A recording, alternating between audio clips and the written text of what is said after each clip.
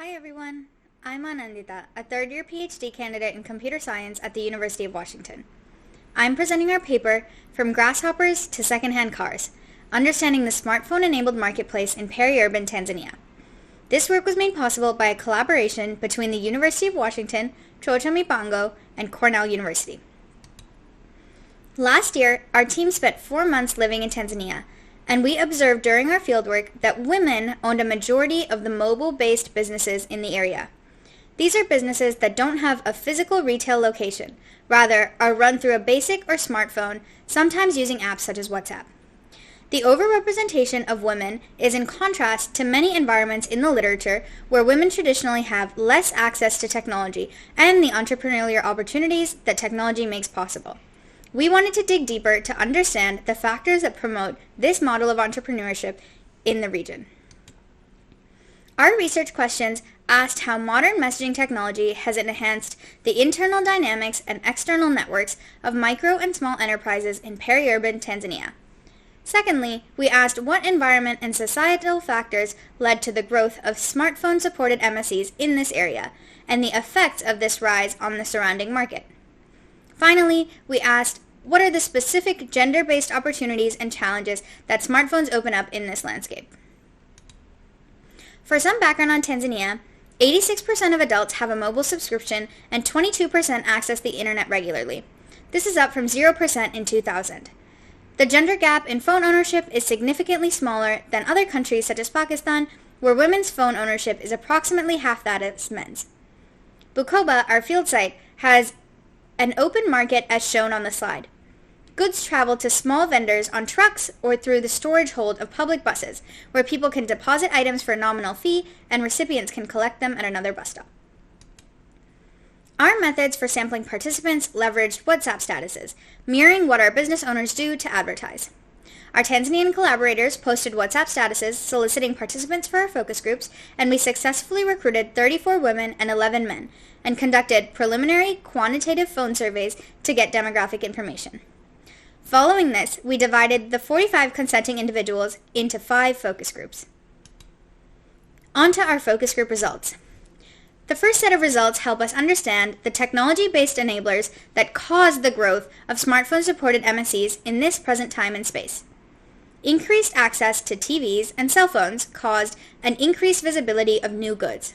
However, Bukoba's market mainly contains goods produced locally or procured through traditional business owners traveling to Kampala, Uganda, or Dar es Salaam, Tanzania, to bring back products to sell in the market. At the same time that the desire for diverse goods has grown, WhatsApp has become ingrained as a way to carry community dialogue. One of our participants mentioned that in Bukoba, it has always been important for people to see businesses. Her mother used photo albums to display decor products to potential clients when she was a businesswoman. This demonstrates that the emergent technology model ties really well into existing business practices of this area.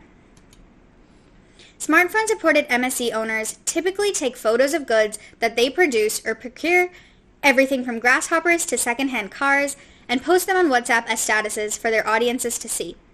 There are some example statuses here above me. Notably, the use of WhatsApp statuses in groups allows for business owners to circumvent the initial capital required to start a business. For example, one of our participants mentions, I used to go shopping and find nice products that I couldn't afford to bring back to customers.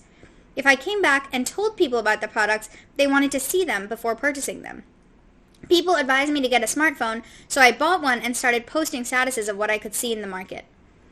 Therefore, these business owners can take orders from customers, then return to larger cities with cash advances to purchase products. Using WhatsApp makes a material difference to the businesses, as shown by the quotes on the slide. I was selling 50 trays of eggs before phone business, but I'm now selling 500 plus trays of eggs a week. There are several socio-cultural enablers for the growth of smartphone-supported MSEs. The first is the practice of saving acquaintances' phone numbers and sending regular hello, good morning messages to all contacts. Another is the cultural practice of Mpogole, which refers to informal credit transactions that are based on verbal agreements for future payment. Typically, business owners will visit a middleman and ask for an advance of supplies that they can sell to customers. Once they manage to sell the goods, they can repay the middleman. WhatsApp here amplifies this extant cultural practice. Several WhatsApp groups have been created to enable business owners to connect with demand and supply-side markets.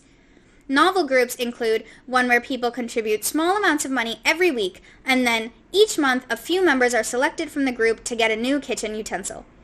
Another notable group with hundreds of owners pays an administrator to select different owners' advertisements every day for all members of the group to repost on their own statuses, so that each owner's reach grows beyond their contacts. Results in trust and privacy show that WhatsApp mitigates the need to travel far to collect goods. Sometimes this leads to unintended consequences, such as wholesalers that owners meet through WhatsApp groups giving them products that are subpar or incorrect. Some customers also lack trust in the businesses they see online. One way many business owners overcome the customer's lack of trust is by exposing their face, family, and identity on WhatsApp to increase trust. However, this may lead to unintended consequences, such as exposure to the Tanzanian Revenue Authority. We heard more than once that business owners would post an advertisement with their face in it. Their friends would screenshot and repost the status to support them, and finally, someone would inquire about purchasing the item. When the business owners revealed their location, a TRA agent would come by and begin asking them questions about their registration and tax history.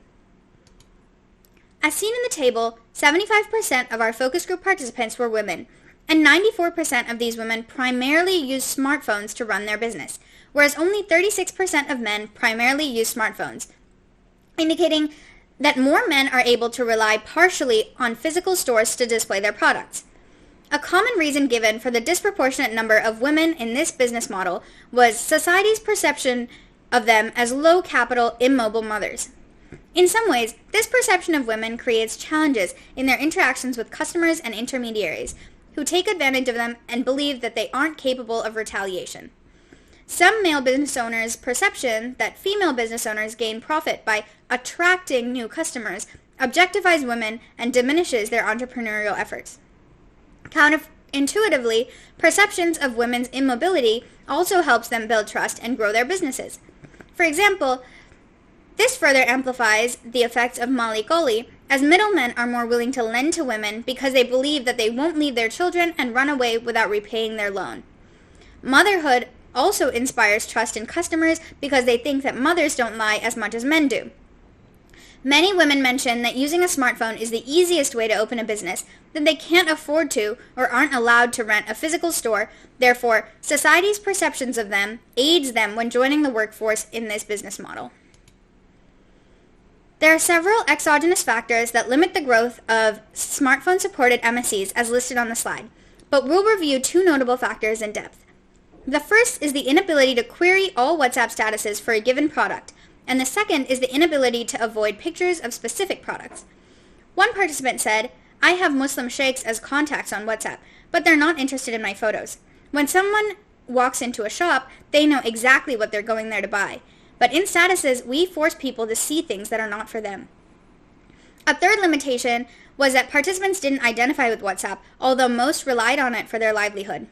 One participant said, "Our environment in Africa doesn't show us a way out. All of these media we're using and networks are not ours. They came from white people and we're influenced to use it." Overall, we find that incorporating WhatsApp into a business has substantial material impact to the business owners, and now starting businesses using WhatsApp is becoming more common. Through in-depth analysis of the internal working and external networks of smartphone-supported MSEs, we present new forms of trust building in the digital realm, uncover unexpected interplay between gender and the digital economy, and provide recommendations to improve Western-centric technologies to serve emergent use cases in peri-urban socio-technical contexts. We have ample design recommendations in our paper for those that are interested. Thank you very much. Please feel free to email us with any questions.